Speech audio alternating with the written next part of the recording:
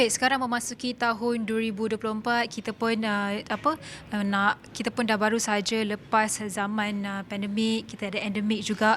Jadi kita nak tengok macam mana ekonomi digital nomad di Malaysia ini, sebab kita tahu ekonomi ini semakin berkembang, semakin bertambah jumlah orang ramai ataupun rakyat yang mahu memasuki ataupun menjadi digital nomad. Jadi untuk berbincang lebih lanjut, saya bersama dengan pakar ataupun pengasas Jetpack sendiri yang juga seorang digital nomad, iaitu Iskandar Matsa. Apa khabar, Iskandar? Baik, Alhamdulillah. Thank you.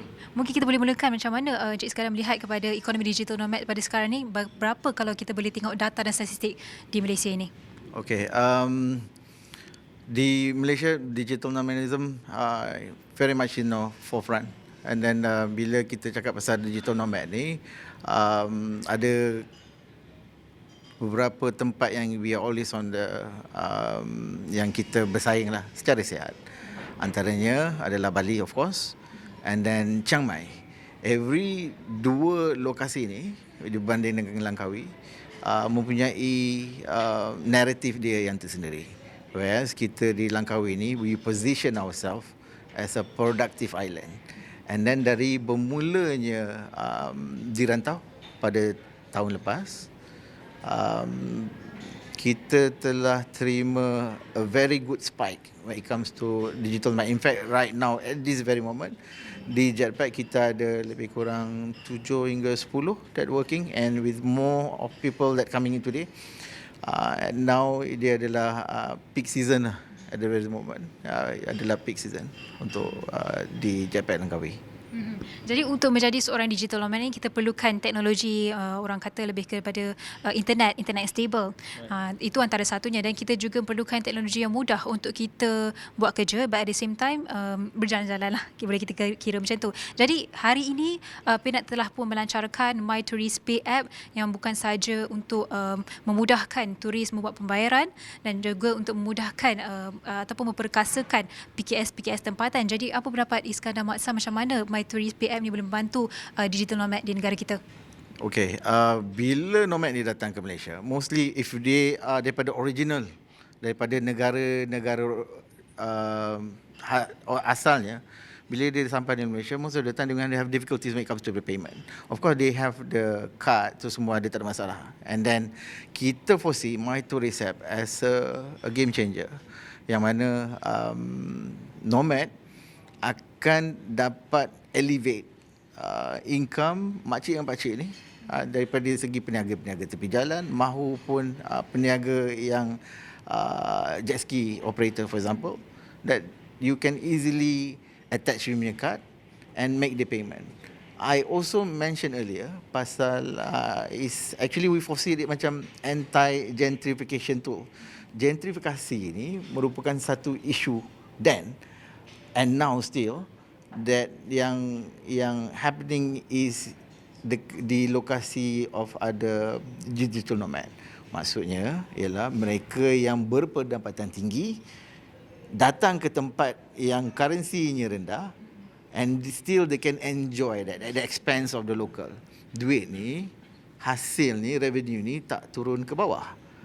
Kami foresee that this My Tourist app is actually a game changer, the first one in the world, of course, yang akan elevate and then reduce this impact. Kalau you faham the dynamics, maksudnya bila you pergi and then you can immediately, most of the time our nomads bila sampai ke Jetpack, they will say that Iskandar, I would like to make and help buying, because we have been telling them, if you want to go and buy, you can buy from all the chains, semua tak ada masalah. Go, continue whatever you've been loving, whatever you're liking of. Tetapi please take into consideration of spending your money and elevate the local punya economy. So macam mana dia nak buat kalau makcik dengan pakcik tak ada payment terminal yang kad? Tak ada. So bila dengan adanya My Tourist app ni, I'm aware that you can attach punya tu, and then limitation if I got it right, it goes up to RM3,000 depending on you punya bank back home atau punya card ability lah, kalau maksudnya berapa-berapa yang limit di standard on daily basis. Do you know how powerful that is? How impactful that is to makcik-makcik yang kalau you pergi pasar malam, you can immediately buy that. right? And this is good. Most of the time the money hanya terbang tinggi di kayangan saja. Lupa semua mereka di tanah ni. Most of the time they are like that. And we at Jetpack have always been advocating on that. We tell them, if you want to go, do you know that pasar malam di Kedawang ni, kami panggil pasar malam Mak Saleh. Ramai lagi Mak Saleh daripada orang kita yang datang. So most of them. But when are there, of course they akan elevate and the spill over the economic, so sampai ke bawah. So this is what we are very thankful. I've mentioned to the higher ups of PayNet, and then you are doing fantastic things to do. Yeah. And then we, of course, at Jetpack, kita akan continue to support all of this. Yeah. Ya, macam Cik Iskandar cakap tadi, dengan pelancaran MyTourist app ni secara tak langsung akan mengajak orang ramai ataupun beramai pelancong lagi di luar negara untuk orang kata bekerja dari Malaysia. Jadi memandangkan harapan kita nak masuk tahun 2024 ni adalah mungkin ada juga data yang mengatakan Malaysia merupakan mendapat tempat pertama untuk negara yang paling menerima paling banyak pelancong pada tahun 2023. Jadi apa dengan signifikan pelancaran ini juga, macam mana kita menjangkakan pelancongan untuk 2024 pula? At the latest number yang saya dapat daripada LADA pagi ni, arrival daripada Januari sampai ke November adalah 2.46 juta, which is of course domestic dan juga international. On our side, we foresee Nomad together with stakeholders, LADA, it can be pejabat daerah, Langkawi, and also MDAC, that will be working together in elevating, and we are expecting more. I don't want to throw in numbers kan, nanti jadi macam terbang tinggi di kayangan sangat lah macam tu. So might as well, but we foresee with this app. So we have actually beginning telling to the people, okay, again, datang kat sini, berbelanja lah.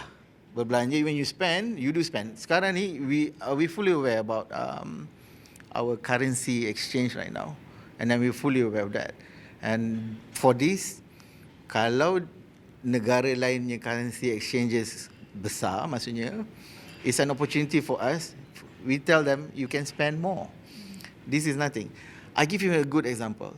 Di satu gerai ni, di area Cenang lah. Not on the street of Cenang, off a beaten path. Sebenarnya banyak di Cenang tu, banyak. Kalau you pergi ke belakang-belakang, banyak je gerai-gerai yang jual nasi goreng apa benda semua. Do you know that the tourist, dia cakap, boleh tak you naikkan harga you? Okay. Instead of 1.50 sen euro saja. And this is the truth. Faham tak? They say, okay, I cannot be paying 1.50 sen euro for sepinggan nasi goreng ataupun sepinggan vegan for them. Like kalau kita mi goreng, bagi they mostly, okay, some of them are vegan for example, right? So the nearest will be vegetarian lah. So makan nasi tu ada sayur je kan. So they cannot be paying equal RM1.50 duit diorang lah, assuming 1.5 euros, 50 cent euros for them. So for them macam, so this is what I say about the effect of that. So when we have that, they can actually spend more. Yeah, good for you. You can actually spend more, and please spend more. And ini yang, and good for us and good for. Tapi kadang-kadang fully aware lah. Kadang-kadang nak belanja, duit tak ada, I have to go to money changer. Tapi bila ada dengan MyTourist app ni, don't you think that it's already there? There is no KYC needed as for now, right? And then bila numbers tu of the 3,000, banyaknya, you see. Sedangkan you makan satu pinggan pun RM5, RM6 off the beaten belakang lah daripada Cenang Pesir. Go pusing Kedawang, pusing Temunyong, pusing Ulu Melaka, pusing Tanjung Ru, pusing everywhere, Ayah Angat everywhere, kan? And you will see that this honest makcik dan pakcik that selling good stuff. Sebab tu orang, my kawan-kawan, bila datang pada KL apa benda semua, they come to me and mana nak pergi makan. I will tell them, okay, this place. Of course, at the same time, kita bagi tahu, makcik, there's a need to jaga kebersihan. And then there's also a need of communication punya base. Other things that you'll be surprised, di Langkawi ni, sebenarnya metropolitan. Maksudnya, kan kita welcome ramai foreigners kan. Kalau you pergi beli cok di tepi jalan, cakap je orang putih dengan makcik tu. Makcik tu reply, of course, in conversational English, of course. Di mana-mana saja di Langkawi. No problem. See, so that is how that adverse of tourism has impact in a good way. So whenever that Peanut datang dengan apps ni, I foresee that, okay, Alhamdulillah, boleh nampak lah. And actually dah ada yang kawan-kawan operators and all dah mula tanya that, sekarang ni kita bagilah senario lah kan. Most of the time, do you have bila tanyalah, bagi dia scripting, macam tanya dia, you ada card kan? Ada. Okay lah, it's in English lah kan. Do you have the card? Debit card or credit card? Yes, I do. Okay, you download this app, fill on all details, and just immediately make the payment. It's that easy. Nanti it sounds like macam, oi, heavynya selling apa benda semua kan, but you fully aware this is one of a kind in the world. And then when it's a fact lah. We always give good inputs kepada PNet, apa bendanya, and we fully aware of the effects of gentrification. Itu yang paling takut tu sebenarnya kan. Nanti kan, again, kan untuk kali ketiga saya cakap, nanti datang duit ni terbang di kayangan sahaja. Kan? It's okay to dream big. It's okay to dream big, of course. So bila di Langkawi, you foresee that there's a lot of supercars around, sebab kita kan tax-free island, right? So the spillover of that is also good. Nampak tak kan? Alright, itu dia perkongsian daripada Iskandar Matsah, pengasas untuk Jetpack, dan sudah tentu kita dapat lihat ataupun dapat saksikan progresif yang positif untuk digital nomad di Malaysia. Dan nanti kalau saya ada bercerita lah nak jadi digital nomad pada masa akan datang, saya akan PM tepi. Most welcome. Baik, perkongsian ini akan kami rangkumkan dan bawakan dalam platform Digital Astrawani dan juga website astroawali.com.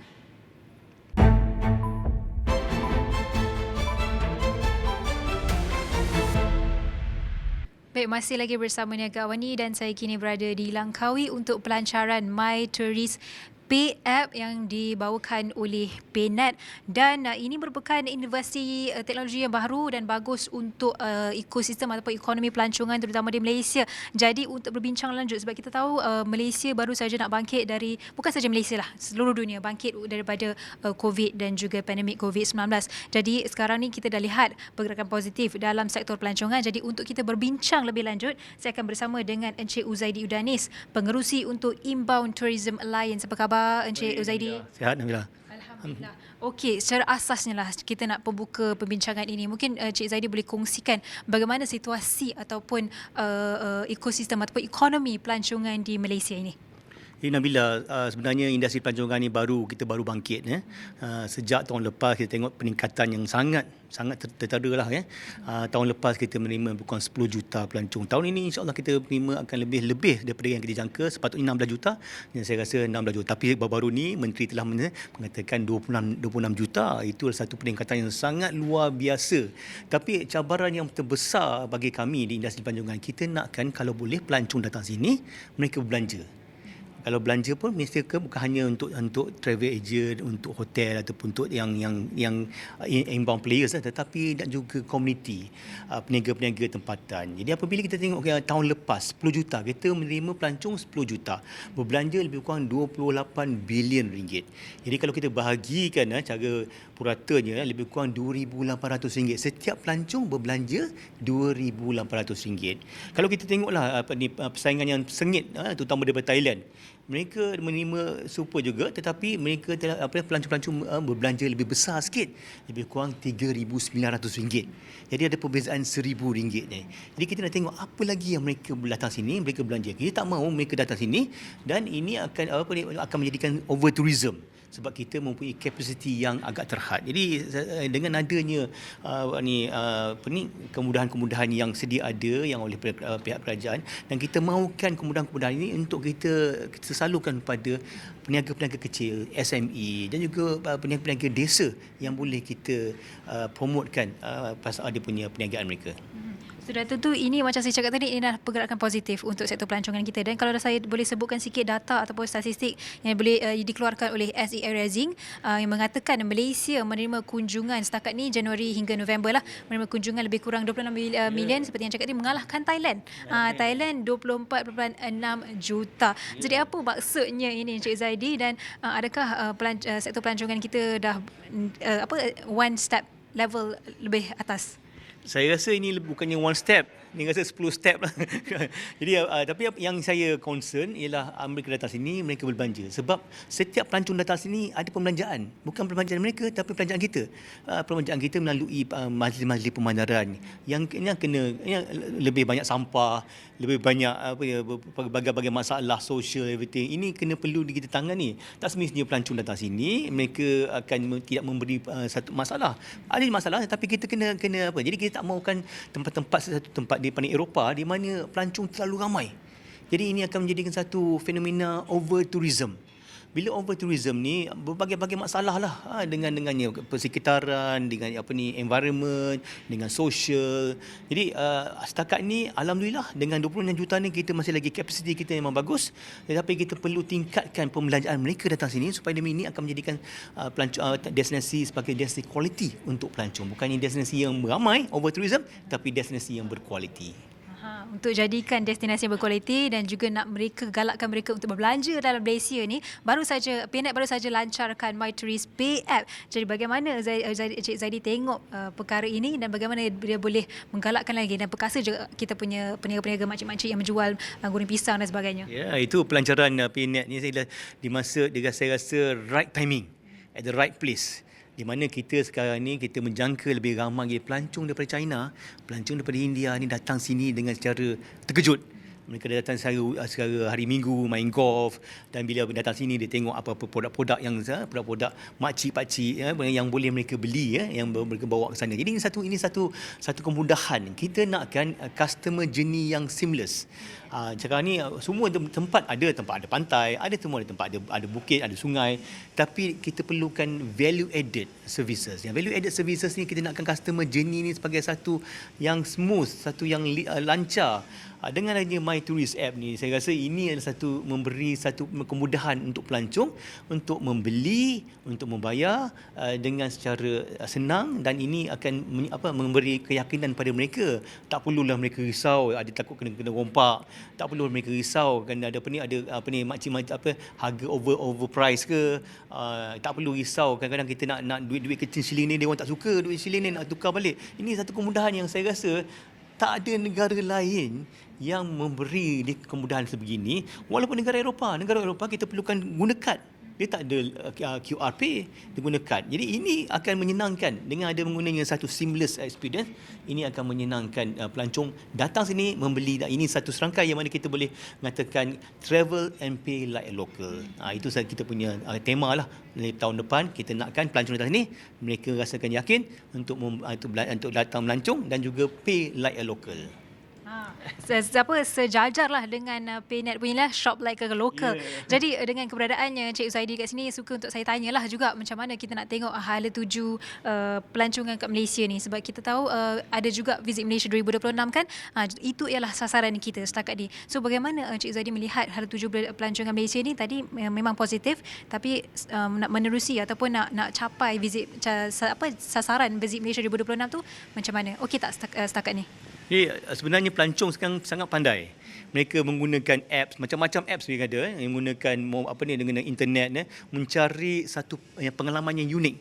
Mereka datang sini bukan nak hanya ke pantai, mereka nak merasakan pengalaman tempatan. Apa pengalaman tempatan kita ada? Katakan kita nak kejar ayam kampung. Pernah tak pelancong kejar ayam kampung? Itu satu pengalaman yang unik untuk kampung. Pernah tak naik kerbau di Langkawi ni, terutama di Langkawi ni terkenal dengan keju kerbau. Itu satu ekspor. Jadi keju tu patut kita, pengalaman tu patut kita wah-wahkan lagi. Mereka datang ini bukan hanya untuk pantai, mereka datang sini bukannya untuk tengok-tengok hotel saja, tapi mereka nak rasakan pengalaman. Jadi pengalaman tu adalah satu poin yang saya rasa semua warga ataupun belia orang kampung boleh boleh menyertai untuk memberi tawaran pengalaman yang bagus untuk pelancong. Jadi saya rasa hala tuju kami di penyiar industri, kita perlukan lebih banyak pengalaman yang berkualiti supaya mereka datang sini dengan lebih lama sikit dan juga berbelanja dengan lebih banyak lagi. Itu satu-satu, dan mereka bila balik ke negara mereka, mereka rasakan pengalaman yang sangat unik dan mereka cerita sendiri pada keluarga mereka, dengan kawan mereka datang Malaysia untuk pengalaman yang sangat unik. Ini saya rasa satu hala tuju yang perlu kita, bukan hanya infrastruktur. Jangan komplain kata tak cukup ferry dah, tak cukup kapal tumpang dah. Kita memberikan satu pengalaman yang unik supaya mereka merasakan datang sini ada satu destinasi yang premium untuk mereka merancang di masa akan datang. Baik, terima kasih diucapkan atas perkongsian itu tadi Encik Uzaidi Udanis, pengerusi Inbound Tourism Alliance. Segala perkongsian ini akan kami bawakan dalam platform digital Astro Awani dan perkembangan lanjut akan kami terus bawakan dalam Niaga Wani. Selamat datang. Oh. 16 ringgit please. Does this look familiar to you? Seeing something you like, but only to find out you're out of Malaysian ringgit? No worries, MyToursPay can help.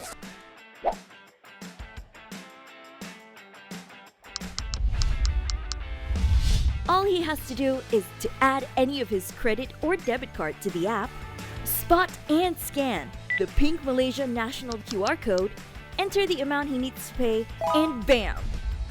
He can now shop in Malaysia stress-free.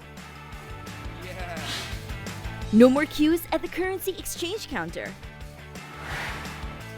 No more awkward interactions at the night market. Just add card, scan, and pay.